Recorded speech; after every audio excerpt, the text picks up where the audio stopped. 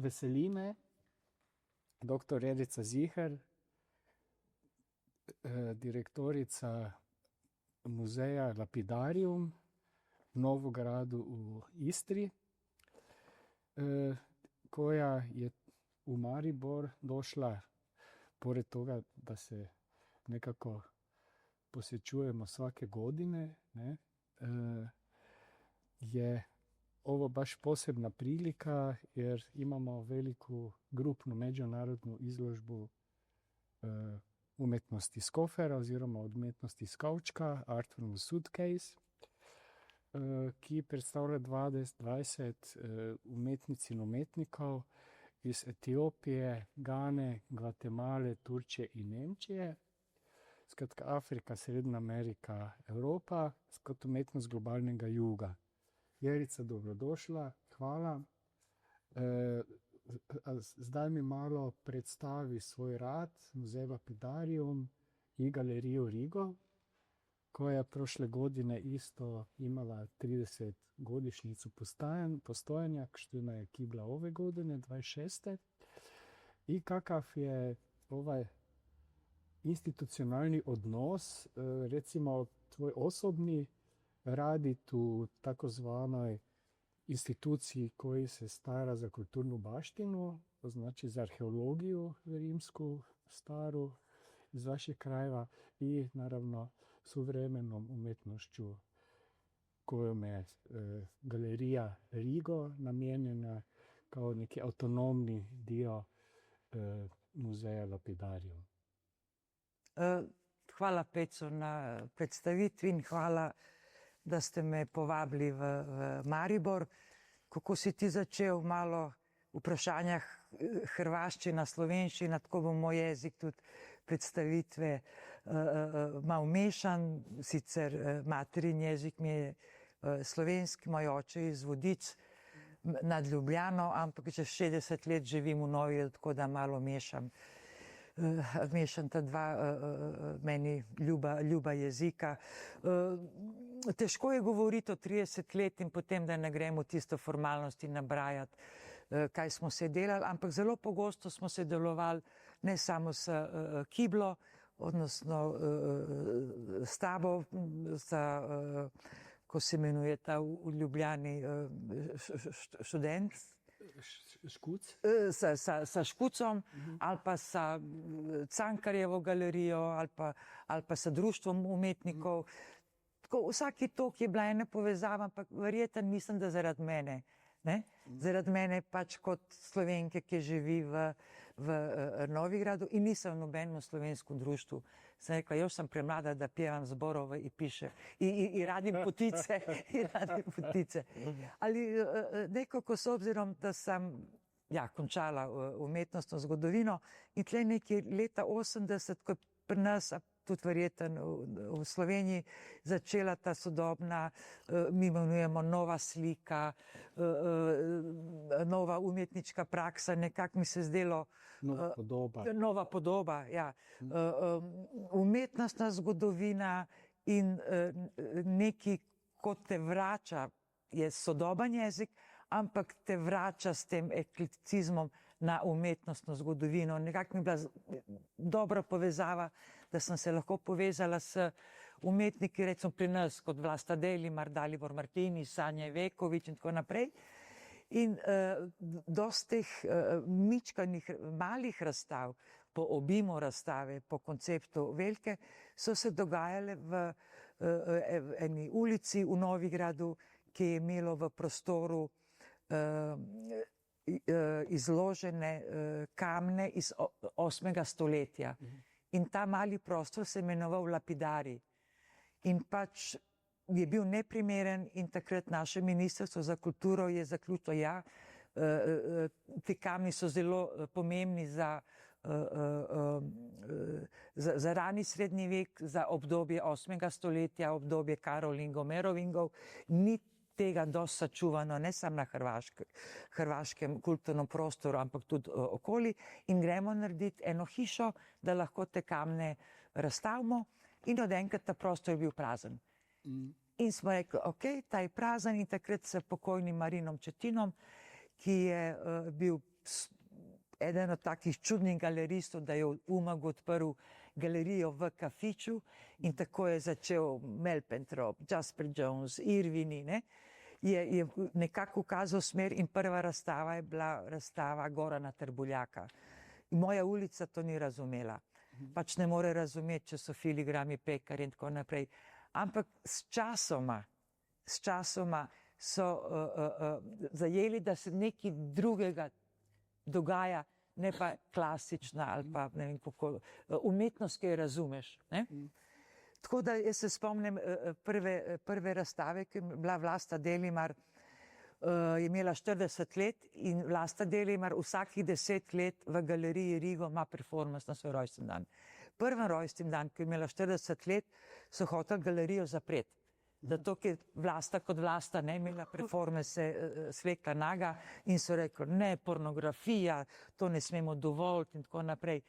Za naslednjih 10 let jim je bilo normalno, da je Vlasta Delimar v galeriji. To se pravi, mislim, da je vloga te male galerije imela veliki pomen za eno mesto, ki je tradicionalno, ki je izvan kulturnih centrov in tako naprej.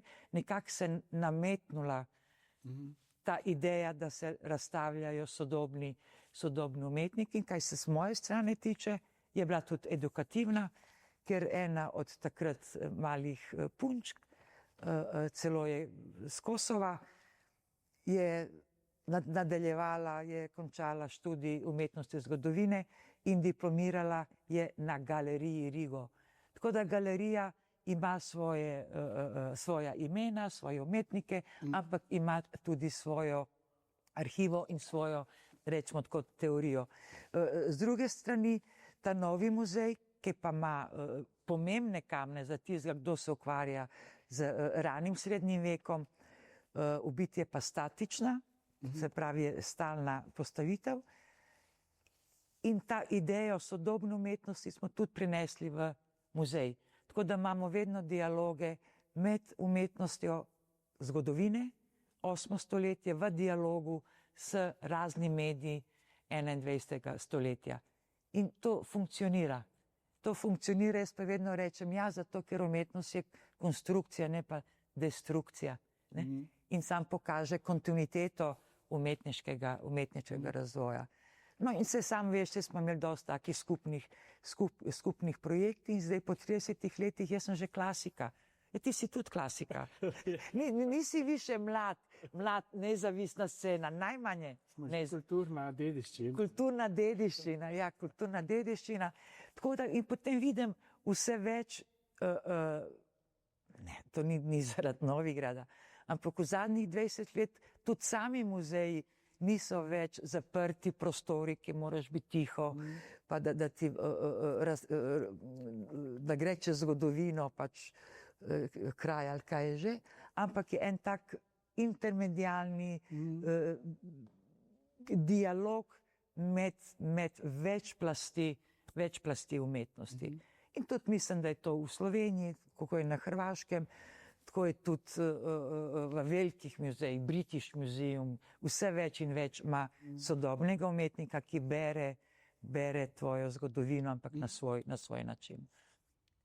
Ja, to vrstna praksa se je kar razširila v svetu, dialog med sodobno umetnostjo pa recimo zgodovinsko umetnost ali pa celo arheologija, tudi z uporabo depojev ali pa recimo ravno kot si omenila muzejskih stavb.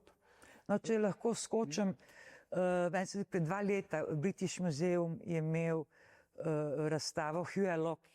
Huey Locke je pa sodobni umetnik, ki dosti subverzivno kritizira imperialistički odnos Velike Britanije, naročito prema zemljama, ki so izkoriščavali šećerno trsku. No, v glavnem, on je 2 leta raziskoval arhivo British Museuma in je pokazal nekatere stvari, ki niso nikoli bile razlagane in to je bil šok.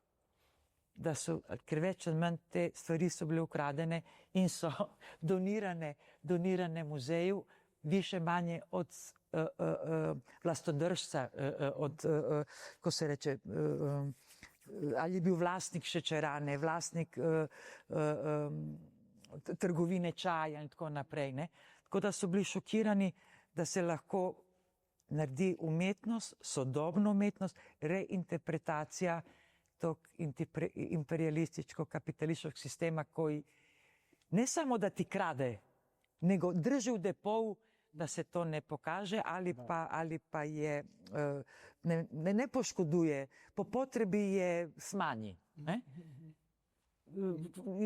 Slična je priča sa onim dragim kamenom koji je Al-Maharadža poklonio Viktoriji, koji je bio veliki, ona je odlučila to prepoloviti i to je onaj poznati, ne znam kako se zove, Koh-i-Noor dragulj, koji je zapravo ponos britanske krune, a nema veze sa britanskom krunom.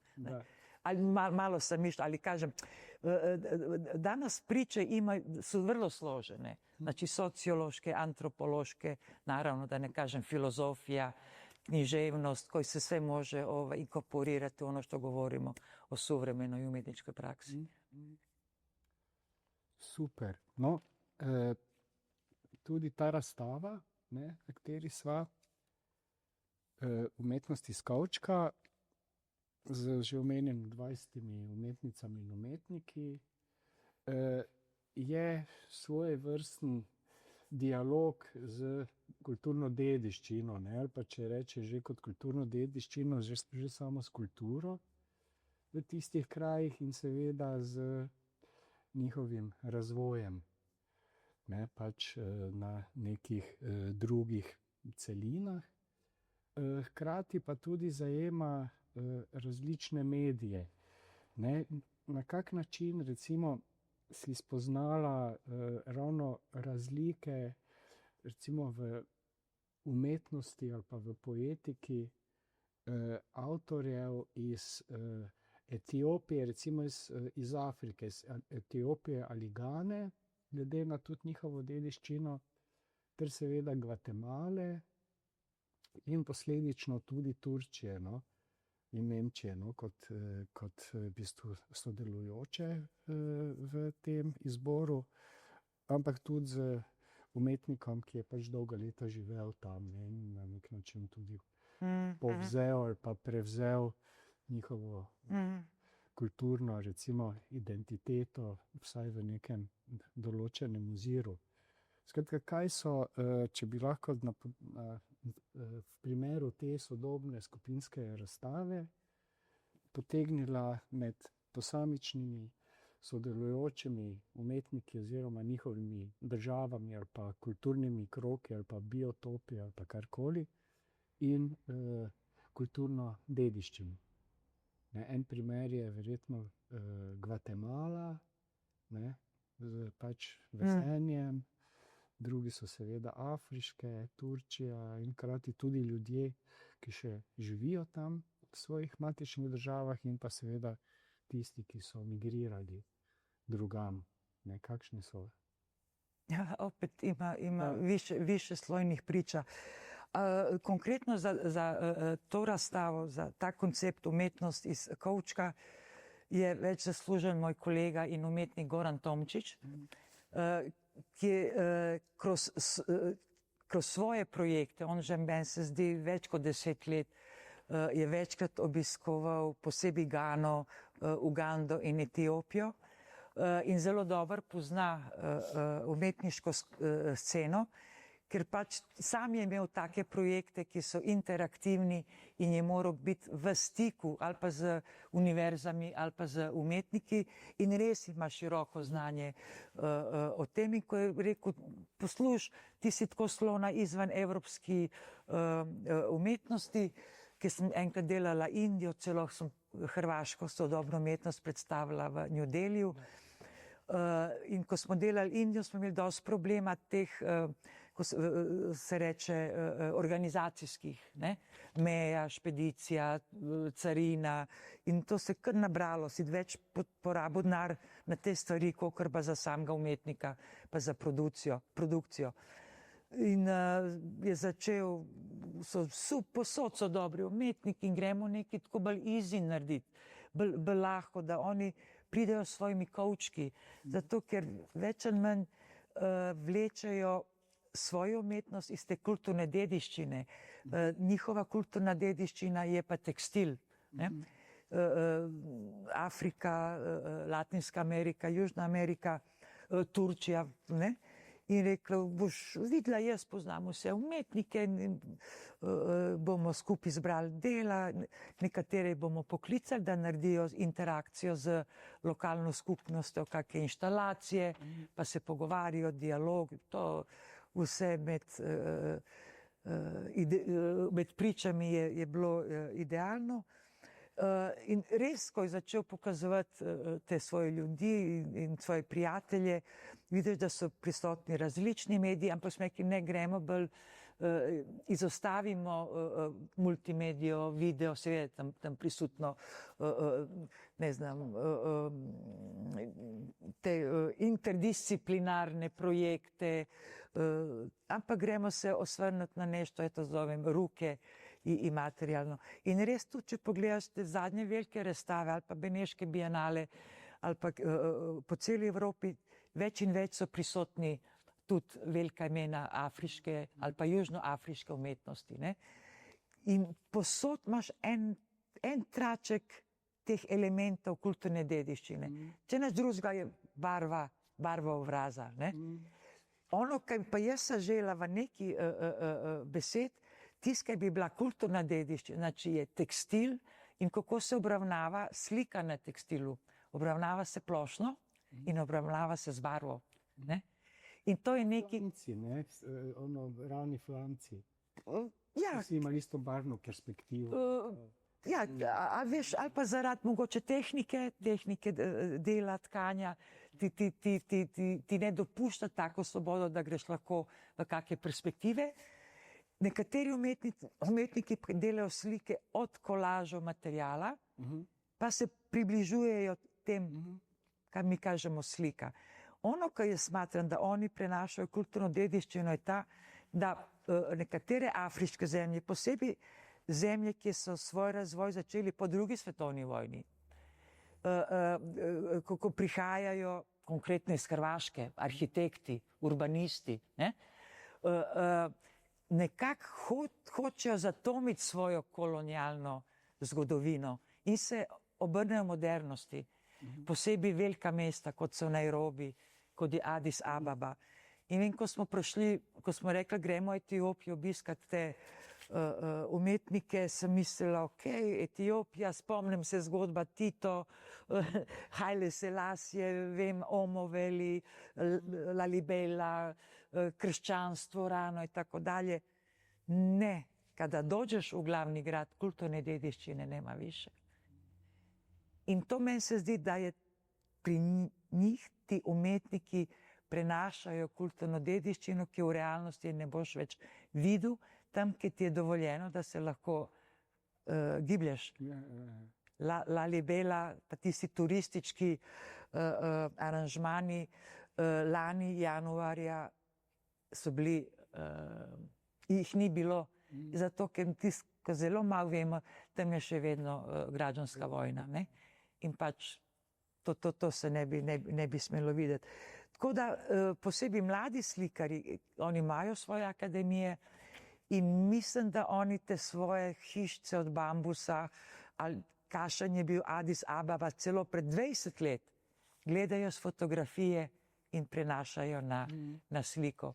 Lažje jim je pa te, ko se bavijo tekstilom, ker še vedno je prisoten ta tradicionalni vez, posebej pa v Srednja Afrika ili recimo Gana, Uganda, gdje i dalje upotrebljavaju te tradicionalne vezi, ki govorijo o pripadnosti kjermu plemenu, a kjermu rodu ti pripadaš, če nosiš tako in tako obleko.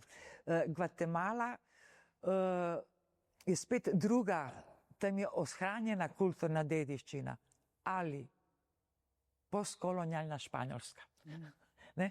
Tiska je ohranjeno je kultura Maja. Sva sreča, da je ohranjeno in da so ohranjeni nacionalni parki. Ostalo pa pri njih vse začne postkolonialna Španjolska in taj španjolski barok, neobarok, koji tako turistu deluje zelo nekako znano, nekako ti je tle nekaj v pozavesti i vjera, kršćanstvo. Ne? I jezik.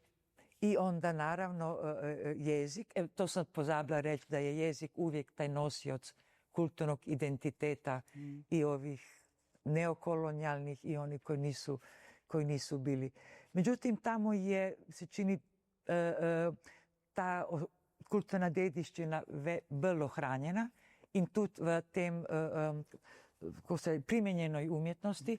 Zakaj? Zato, ker še tih 60% stanovništva so Maje, ki se oblačijo tako že 200 let, ki mora imeti tisto svojo obleko, ko je vsa vijolična, rumena, tako naprej, ki je tvrda, zaradi klime. Ne? Tako da nekako je povezano, meni se zdi več, kot bi našel danes v glavnih mestih afriških držav. Glavna mesta po meni so posod so podobna, to su korporacije, banke i državne službe i naravno ove međunarodne organizacije. Ja. Hvala. Zdaj pa Balkan in Etiopija, ne, imata oba zgodovino, ki so zaznamovali starodavni imperij, verska raznolikost in seveda konflikti. So kakšne sporednice med tema regijama, recimo Balkanom in Etiopijo, ki je ena večjih afriških držav? Veš, ko si nabral vse te elemente, seveda, da so i priča o tom. Veš, včasih, ko rečejo Balkan, je tak, ima jedan onako posprdni naziv, ne? Ja sam strašno ponosna na te balkanske zemlje, ali što sam starija, to više volim geografiju i prirodu. Jer je još neokrnjena, još je divlja i nema tih kockica, vilice, tako, nije važno. Ali možda ima čak i više stvari koje povezuje ljude. Ne povezuje ih politika, ali ih povezuje i to je ona dediščina što smo rekli, jezik, zadržao si jezik i vjera, kakva god da je. Evo, mi smo pričali o tome, nedavno sam otkrila jednu mladu bugarsku književnicu, zove se Kapka Kasabova, i ona kroz svoja dva prekrasna autobiografska romana, pustolovna, jedna je Prema jezeru, a druga je Granice, govori o tom Balkanu koji je uvijek bio ono što smo već rekli, neko raskržje velikih carstva, malih naroda, mira, nemira, ali ne onda nekada kad se raspala Habsburška monarhija i Otonsko carstvo, ne, prije 20 godina, 30, još uvijek imena, kažeš, Bugarska, Grčka, Turska, Makedonija, tamo su vječito neki konflikti koji ne potječu od dole, potječu od vrha, od gore, ne?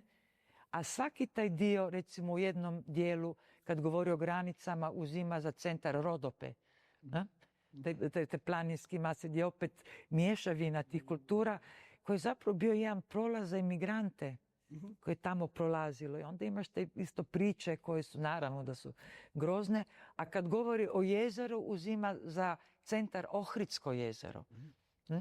I onda opet povezuje te entitete, Albance, Bugare, Makedone.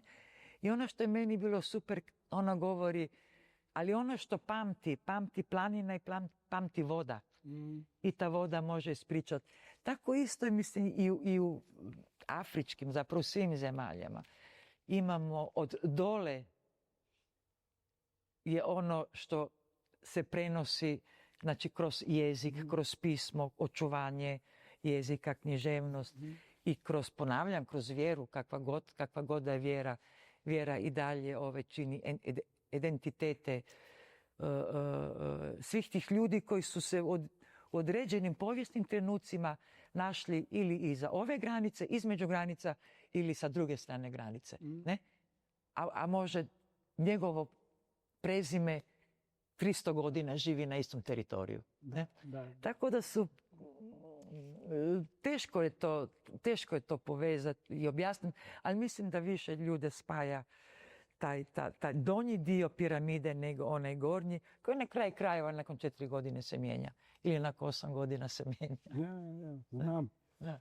Pa in mi smo tukaj v tej usodi nekje.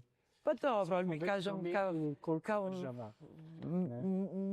kako sigurnje, mirnje. Ne znam šta, vrati se samo u razdoblje covida, granice bile zatvorene u Istri, turizam je gotovo propao. Tako da, znaš, ne moraju biti ratni sukob ili to, ili samo energetski, nego čisto i neke druge stvari koje poremete odnose.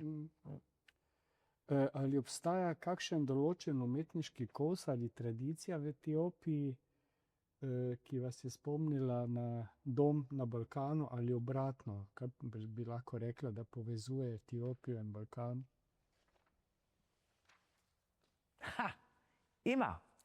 Ima opet nakon Drugog svjetskog rata. Ja. Sam že navedla, da po drugi svetovni vojni pride do modernizacije Afrike, pa recimo Indije. Le Corbusierova arhitektura je na 2 mjesta, neki u Indiji, neki u Braziliji, neki sam tam. Nije uspjela nigdje, zbog klime. Tako isto, možda neki drugi način, dolaze evropski arhitekti, različiti, koji dolazi do gradnje ceste, gradnje pošte, gradnje električnih vodova, gradnje hidrocentrala i tako dalje. Znači, tu možeš vidjeti taj neki utjecaj, dolazak modernosti, ali opet kroz jedno suglasje arhitekta, urbanista i umjetnika. I dan danas imate ulicu, naravno glavna ulica u Addis Abebi zove se Churchill Avenue. I nisu nikad zaboravili koliko su im Britanci pomogli da ne spadaju pod ne znam koji utjecaj.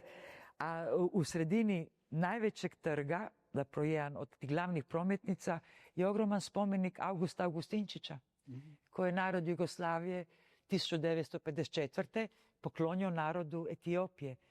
I taj spomenik, ogroman, koji prikazuje etiopijske narode protiv talijanskog osvajača, šta je već, ali je na granici socijalizma, nije socijalistički, je netaknut i dalje je cvijeće pored tog spomenika.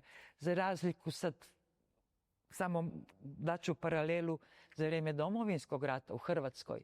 Ja ne znam koliko stotina i stotina spomenika iz NOB-a bili su uništeni. Ne? Tisuće. Da, tisuće. Tako da, recimo, ja mislim da čak i Jugoslav Avenue ili Tito, ali ne ulazim ja sad tamo u neku daleku prošlost, ali nekako te veze bile su što ekonomske, što u ulozi nekog prosperiteta. I te naše kompanije su dolazile tamo, ili nafta u Libiju, ali isto tako puno studenata je moglo studirati u Ljubljani, Zagrebu, neka, recimo da je pozitivna razmjena bila, barem što se mene tiče 60-ih, 70-ih godina. Ali nije to toliko utjecalo na umjetničku scenu, ne? Jer arhitektura je konkretna. Ne možeš tu napraviti kosu kućicu od krpe ili nacrtati cvjetove. Tako da jednim dijelom su paralele, a s drugim klimatski odnos, same klimatske prilike, prostranstva, naravno da je tamo, ne znam, neka budaletina tamo pored stabla za vrijeme cara Haile Selasija rekao, moramo porušiti svu cedrovinu, zato jer je jako imat stablo, ove žute, kak se zove, kada u proljeće. Forzicija? Početak proljeća za dan žena uvijek se da grančica ima take rumene mičkane cvetove. Mimoza? Mimoza. Okay. In so podrli 100-letna gmajno od cedra in so posadili mimoze.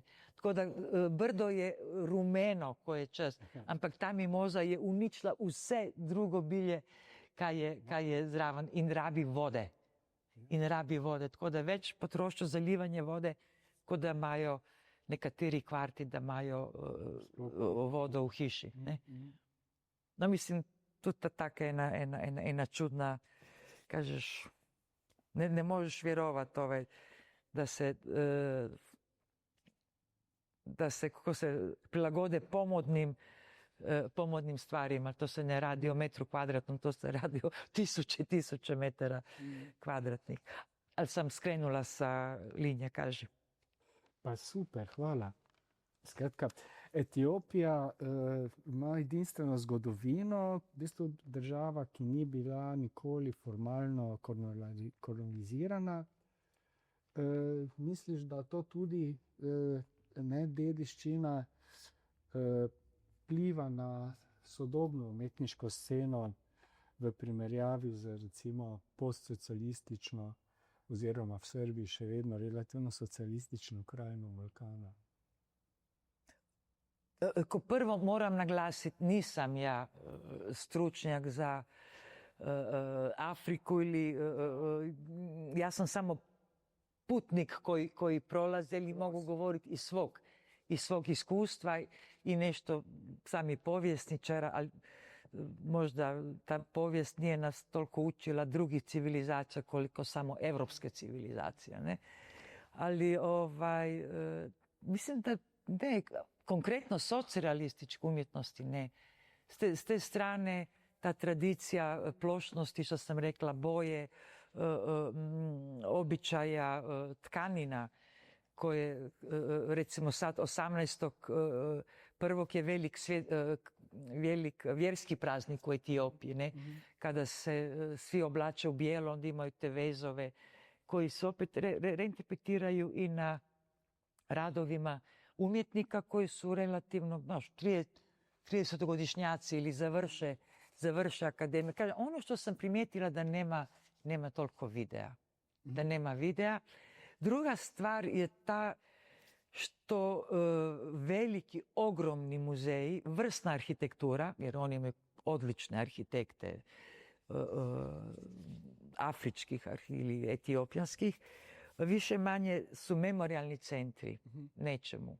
Pobjeda kod bitke kod Adue, kad je Italija vratila prvi avion koji su zarobili, i takve stvari. I to su ogromni kompleksi pomiješani sa shopping centrom, garažama i tako dalje. Ono što je vodilo 50 godina, ja mislim gotovo sve afričke zemlje, to je Goethe institut, to je francuski alijans. To su bila mjesta, oaze, koje su donosili evropsku umjetnost. I na taj način su se mladi umjetnici mogli upoznati. Jer naravno da, ja sad neću da je Goethe institut svugdje vodio Bojsa, nije. Jer je komplicirao, ne bi ga ni razumjeli. Ne? Pa da. Ali te moderniste itekako su po svim svojim centrima, po cijelom svijetu često izlagali. I to, ja mislim da je to bila informacija nakon 45. za mlade umjetnike i gdje su se mogli upoznati sa instalacijama, recimo, kad sam ja bio Basquiat, mislim, koje veze ima Basquiat sa Etiopijom, osim što je jedanput rekao da bi volio upoznat Haile Selasia. Ali na taj način opet je, mislim, utjecaj itekako može biti utjecaj na mlade slikare ili na razmišljanje tako. 80. ulica. Tu mislim da su ti British Council, France Alliance i Goethe institut odigrali ulogu akademije, što bi trebala recimo imati njihova likovna akademija. I dan danas, jer su na dobrim pozicijama. Ja? pusti to što imaju ono, jezike, neka druga politika, ali što se umjetnosti tiče, mislim da da. I u Indiji. I u Indiji isto tako. To sam htjela reći, ne znam što je dalje. Super. Ali je koji rat ili koji etiopski umjetnik promijenio tvoj pogled na baštinu? Dakle, ako samo baština,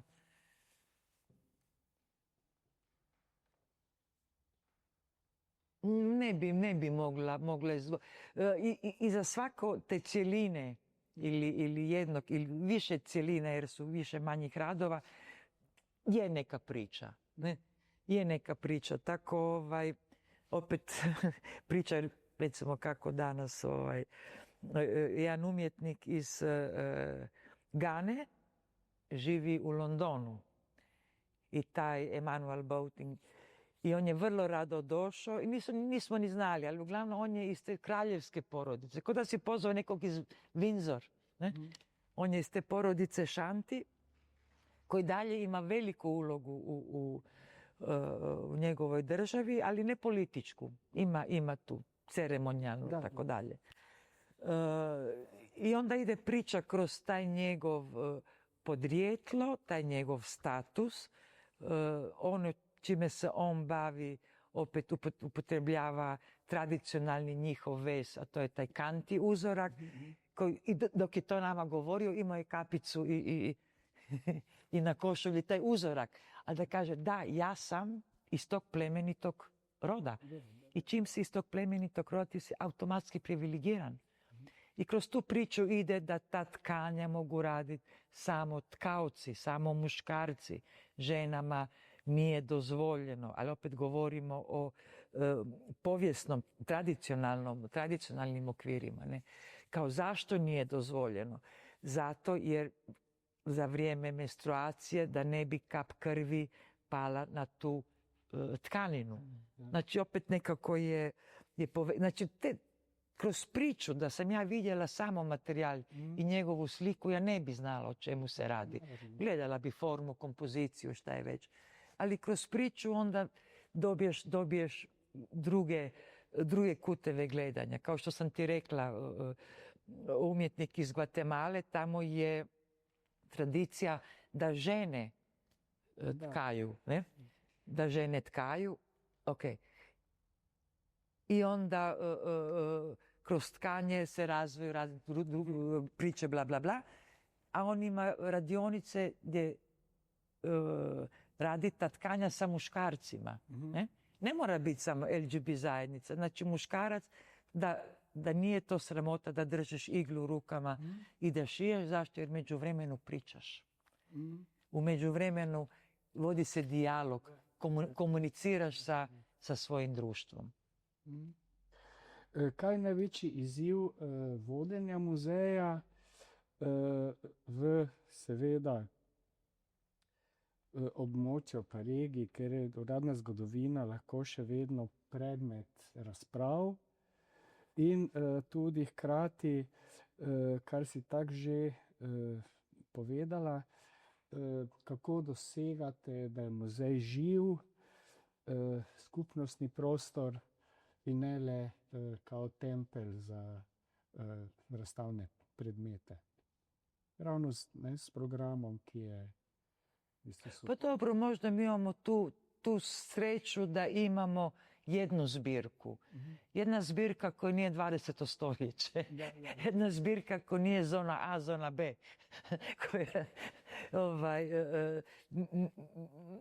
Ne govori o toj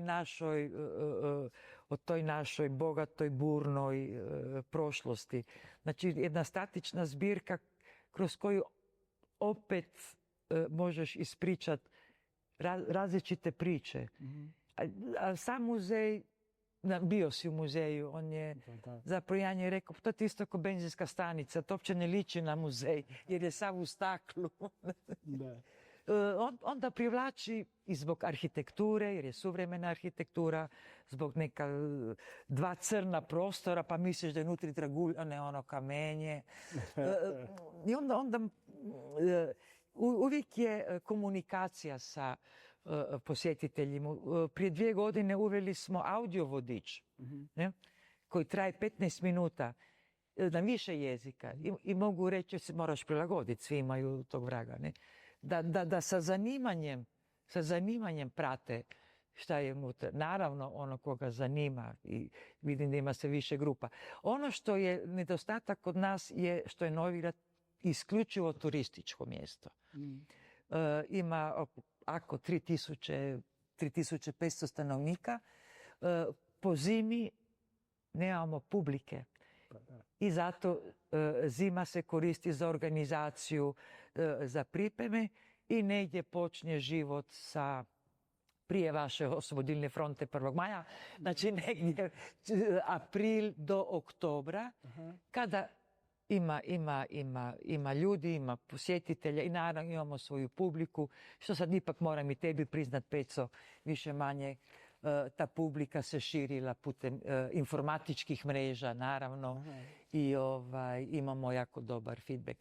Nakon 20 godina muzeja, 30 godina Riga, nekako, recimo da plovimo mirnim morem, ali trebalo se i koji put nametnuti i s druge strane veselim se da sad će doći nova generacija i kao što sam ja bila nova generacija tada i zanima me kojim putem i kako će to ići dalje.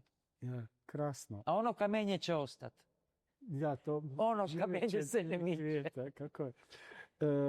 Samo još še to, v vezi glede mednarodnih sodelovanj, kako jih seveda izbiraš, oziroma se tudi sama sebe ponujajo. Jaz ne bom našega sodelovanja tu izpostavljal, ampak tega je kup. In kaj ti pomeni dediščina, tudi po vseh teh različnih geografskih okoljih, pač omenila si Indijo, zdaj Afriko, Srednjo Ameriko, Azijo, potem tudi, če samo menim, ste gostili Noama Chomskega, kar je zelo redko si zgodilo kjerkoli tukaj. No, skratka, kaj ti pomeni osebna dediščina in pa mednarodno sodelovanje? Dediščina, ko si starejši, ti pomeni više i više. Ali to mislim da je slučaj kod svih. A s druge strane, kad samo promatraš bilo koje turističko putovanje, individualno, ili kojim putevima ideš? Putevima dediščine, znači kulturnih spomenika, tako, koji zapravo i predstavljaju naciju ili što već. Naravno da puno znači i ne možeš je preskočiti. I onda ona postane zapravo dio tebe.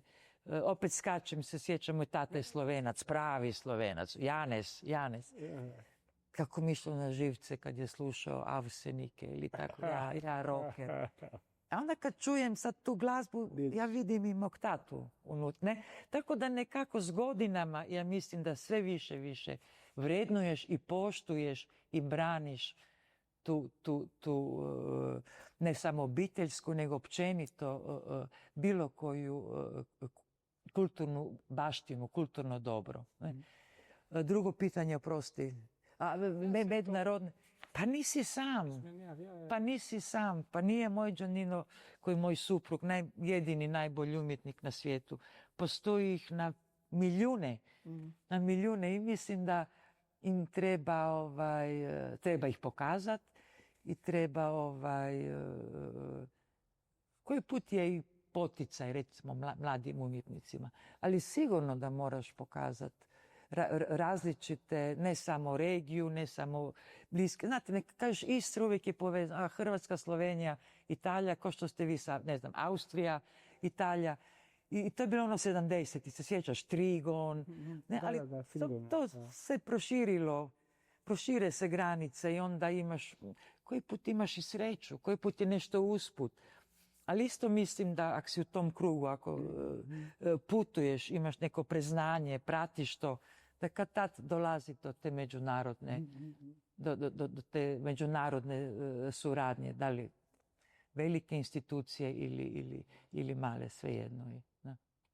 Dobro. Hvala lepa. Hvala tebi.